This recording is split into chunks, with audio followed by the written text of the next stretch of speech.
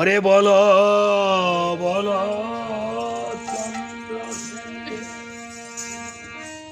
বলো রে ভাই মায়ের কাছে জন্মের মতন উহিতাছে ক্ষমা লয় যাত্রা কইরাছে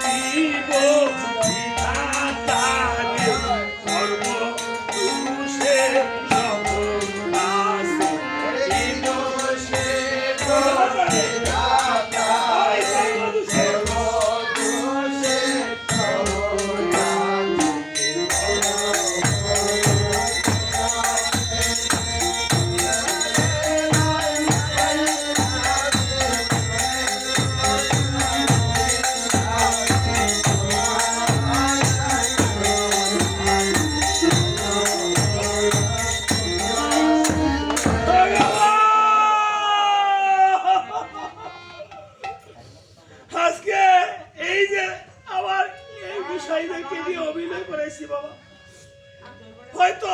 তারা একদিন থাকবে না, আমি একদিন থাকবো না। আজকে এই পুত্রকে হারায়া সৈব্যরানী কাছে যখন এনে দিয়েছে পুত্রকে, মরা পুত্র রোহিদাসকে দিয়ে সৈব্যরানী শ্মশানের দিকে আসছে। এদিকে রাজা হরিশ্চন্দ্র বলছে, হে হরি, বলেন হে হরি, হে হরি, আজকে তো আমার আর কিছুই নেই, আমার তো আর কিছুই নেই। আমার রাজ্য চলে গেল, আমার রাজ্য চলে গেল, আমার সমস্ত চলে গেল, আমার সমস্ত চলে গেল, পুত্র চলে গেল, পুত্র চলে গেল, আমার স্ত্রী চলে গেল, আমার স্ত্রী চলে গেল। তবে যত দুঃখ দাও, তবে যত দুঃখ দাও, দুঃখ সইবার শক্তি দাও, দুঃখ সইবার শক্তি দাও। দুঃখ দিতে দিতে,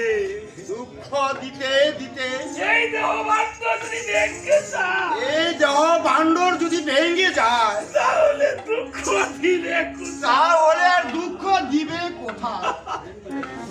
এই জগতে ভগবান,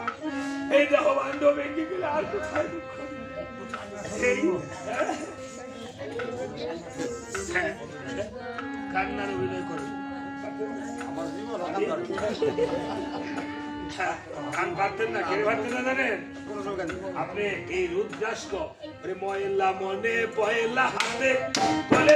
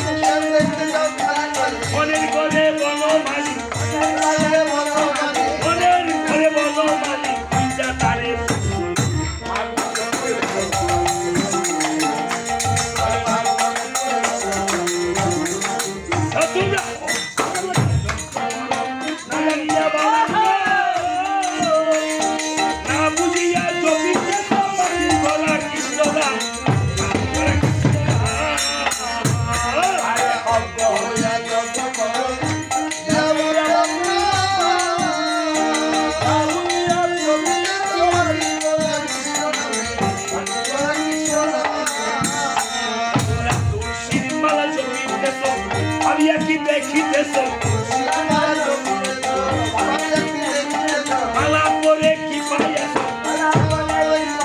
টুপি পরে কি পাইয়াছ পিছা করে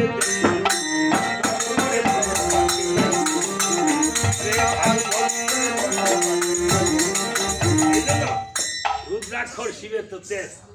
শিব মন্ত্রের হলে এই দেহের মধ্যে গেছে প্রথম শিবের কাছে গিয়ে যে শিবের অনেক তেজ ভগবান কেনা বিষ্ণু কেনা কেনা গেছে ভৃগুমণি যে ভগবান কেনা গিয়ে জিগাইত শিবের তেজ এমন তেজ দেখাইছে আইসা বসছে পরে গেছে ব্রহ্মার কাছে ব্রহ্মা তেজ দেখাইছে পরে গেছে বিষ্ণুর কাছে রাজ্য হইতা মনি তাকে রাগান্বিত হইয়া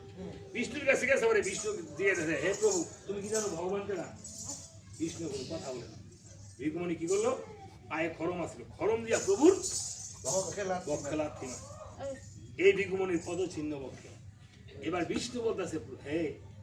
দেখেন বৈষ্ণবের কি গুণ হ্যাঁ যিনি ব্রাহ্মণ ব্রহ্মা যা কিছু গ্রহণ করে ব্রাহ্মণের মাধ্যমে আর শিব যা কিছু গ্রহণ করে আগুনের মাধ্যমে আর বিষ্ণু যা কিছু গ্রহণ করে তা আপনাদের মতো এই বৈষ্ণবের মাধ্যমে বৈষ্ণবীয় সত্তা না হলে আপনি পালিত হবেন না না না বিষ্ণু বলছে হে মণি ঠাকুর তুমি যে আমাকে আঘাত করেছো তুমি কি ব্যথা পেয়েছো ঠিক আছে বিষ্ণু এই গুণ এই জন্য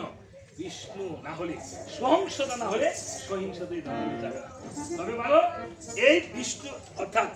আগে শিব ভক্তি বিষ্ণু অর্থাৎ বৈষ্ণব হওয়ার পূর্ব লক্ষণ হলো রুদ্রাক্ষ পূজন করছেন এই রুদ্রাক্ষ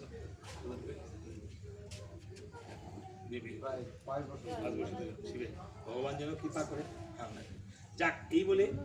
রানী যখন শৈপা কি করলো আসলো এসে হরিদাসকে নিয়ে আসলো আমি কৃষ্ণ চতুর্দশী রাত